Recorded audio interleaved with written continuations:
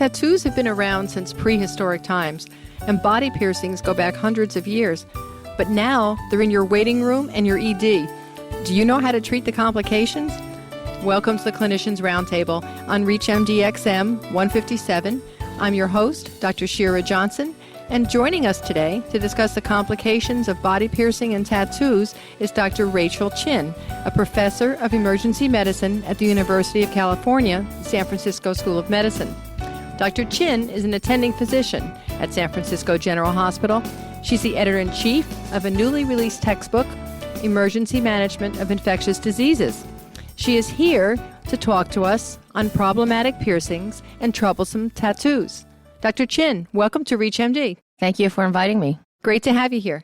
So, to put this in perspective, what can you tell us about the history of tattoos? Well, it's nothing new. It's been practiced since the Neolithic times, but tattoos have just been more popular recently within the past 10 years, and it's really skyrocketed along with body modifications and body piercing. And people do it for religion, fashion, eroticism, conformism, or as a subcultural identification. And it really is on the rise compared to, say, 10 or 15 years ago, correct? Yes, we're seeing more and more patients with tattoos and body modifications. Is this regulated? Is this industry regulated at all?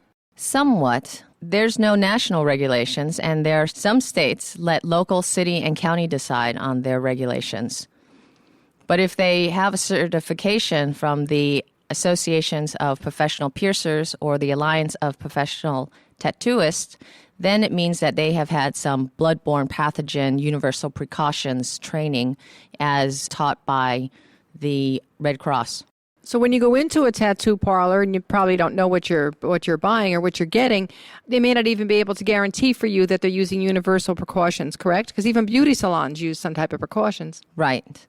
And most of the artists are unlicensed and have learned via informal apprenticeship, unless they have been certified and they have been apprenticing for a very long time. And if they have a certification, then they practice universal precautions. So let's talk about some of the complications of tattoos. What's a common complication you might see in an office or an ED? What about an allergy to the dye? The most common allergic reaction is with the red and yellow dyes, and that can occur anytime after inking. But the more serious complications would be any type of skin infections. And whenever you have a break in the skin, you're more prone to different types of infections. And there have been case reports of hepatitis B, C, HIV, Pseudomonas, staph, MRSA, tetanus, and syphilis from tattoos.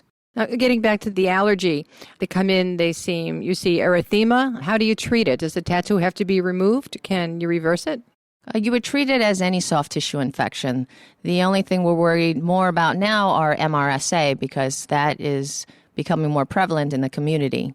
So you may want to try different antibiotics to see if there's a response. If no response to, of course, change your antibiotic to make sure you're covering for MRSA. So what's your first line drug then? When you treat them as though they have MRSA? In our community, we do because we see a fair number of MRSA, and we often start with clindamycin because it has good MRSA coverage and it also covers Group A strep.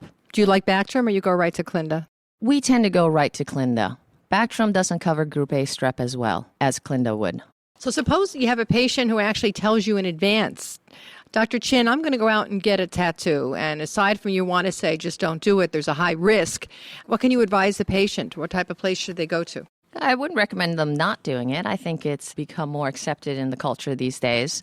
And if they do get a tattoo, they should go to someone who is licensed and to know that they have a certification and have formal training in the anatomy and infection control or universal precautions. Now, is there something they can look for on the wall? What certification was that you mentioned before? The certification would be the Association of Professional Piercers or the Alliance of Professional Tattooists. You mentioned about hepatitis. How real is the risk of hepatitis from a tattoo? Have you seen that?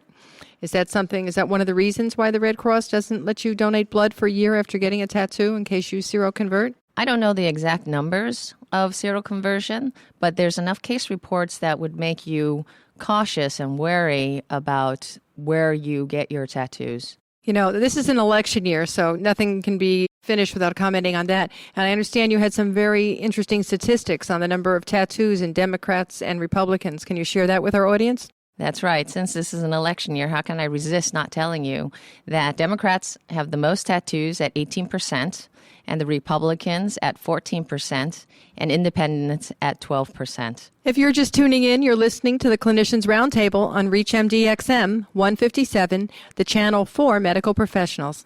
I'm your host, Dr. Shira Johnson, and joining me to discuss complications of tattoos and body piercings that you may have to treat is Dr. Rachel Chin from the University of California, San Francisco, and she has a lot of experience in this.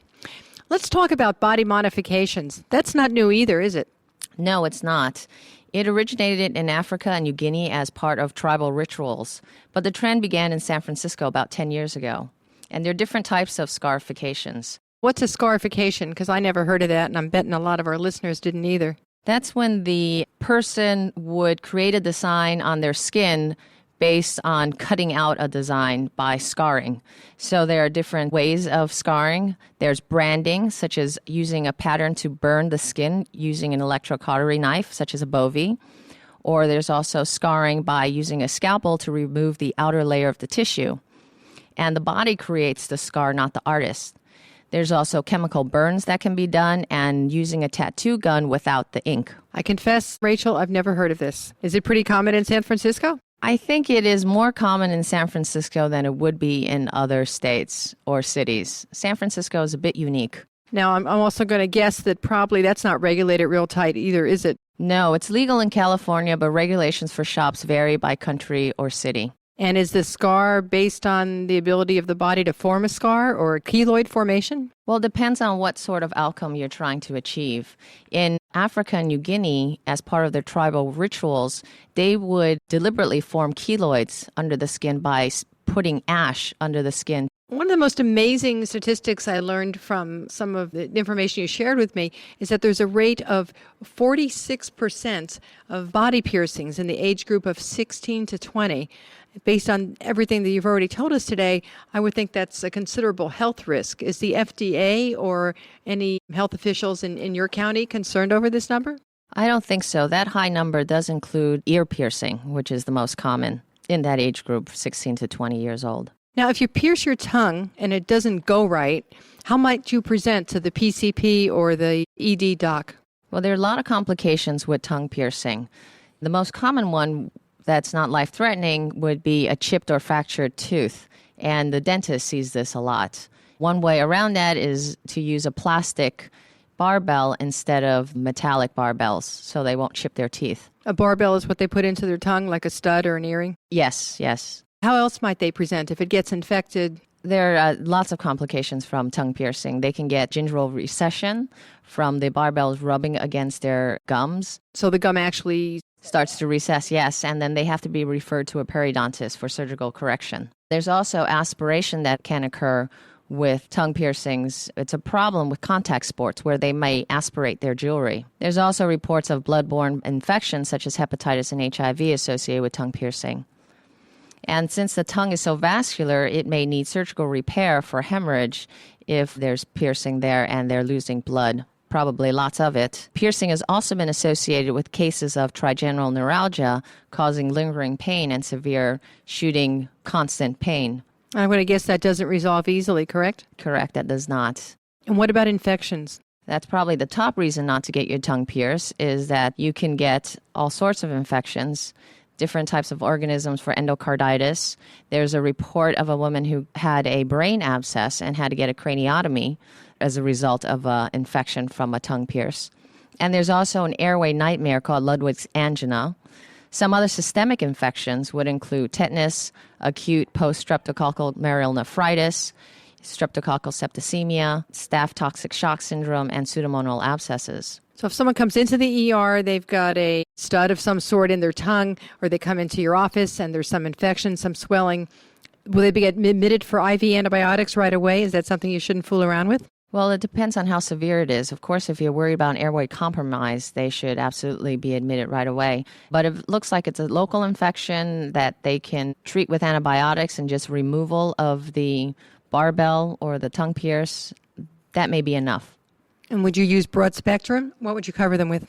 Clindamycin would be a good choice, and penicillin would be a good choice. Is there any less risk with the eyebrow piercings or the ears being gauged? The eyebrows would be treated as any facial piercing, and they do quite well because the face is so vascular. On the other hand, the ear is not very vascular, and you can develop more complications with piercing of the ear. Since the ear is largely an avascular cartilage, it leads to poor healing and more serious infections. So a common infection is Pseudomonas. So if you see a patient with an ear infection, you often will start treatment with staph or strep antibiotic coverage. But if they don't improve, you should think of Pseudomonas and treat with ciprofloxacin for possible auricular perichondritis. Now, the CDC had done a study, and they looked at all these kiosks that did ear piercings in different malls all over the country, and they found that the antiseptic solution, benzalkonium chloride, had no antimicrobial activities against Pseudomonas, and that, in fact, it cultured out Pseudomonas. That's very reassuring. Yes, this is why I would be very careful and where I would have my daughter pierce her ears. I almost don't want to get into this, but I'll just maybe tell us a little bit. I understand there's African rituals, etc., but do American teens pierce their genitals? Yes, they do. Plenty of them do. There are all types of genital piercing. They're male and female genital piercings, and it's so common, at least in San Francisco, that you can even Wikipedia body piercing, and you will see the times of healing for all types of head piercing, torso piercing, including nipple piercing and genital piercing. And I'm sure some of our listeners will look that up. That's something I wasn't aware of. Looking into your crystal ball of time, do you think this trend is going to reverse? Is this just something else that's kind of phasic, or is it here to stay? I think it may be here to stay, but it may be also because I live in San Francisco, and also I practice in a county hospital. So I do see a different patient population than the community might see. Where can docs listening to this go for more information? They can Google any question they have. There's also safepiercing.org/troubleshooting.html for removal of body piercing jewelry. And also for any type of infections, I would recommend my textbook. And let's say the name of that again, please. Emergency Management of Infectious Diseases by Cambridge University Press. Thank you so much for being here, Dr. Chin. Thank you for inviting me. It's a pleasure. I'd like to thank my guest, Dr. Rachel Chin, for joining us to discuss problematic piercings and troublesome tattoos. You've been listening to the Clinicians Roundtable on ReachMD XM 157, the channel for medical professionals. For a complete guide and podcasts, visit www.reachmd.com. For comments and questions, you can call us toll-free at 888-MD-XM 157. And thank you, as always, for listening.